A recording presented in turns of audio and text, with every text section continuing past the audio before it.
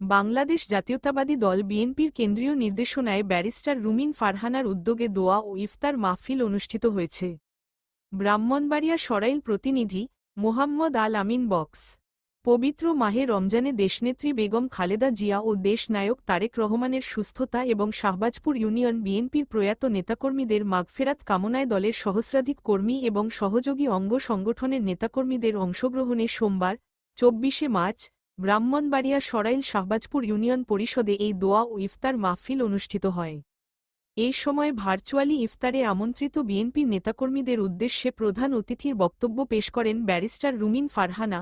উক্ত ইফতার মাহফিলে সভাপতিত্ব করেন শাহবাজপুর ইউনিয়ন বিএনপির সহ সভাপতি মুহাম্মদ শাহজাহান মিয়া এবং পরিচালনা করেন শাহবাজপুর ইউনিয়ন বিএনপির সাধারণ সম্পাদক মুন্সি আমান মিয়া। ইফতার পূর্বে সকলের সুস্বাস্থ্য কামনায় এবং বিএনপির প্রয়াত নেতা কর্মীদের মাগফিরাত কামনায় মোনাজাত করেন মুফতি শহীদুল ইসলাম।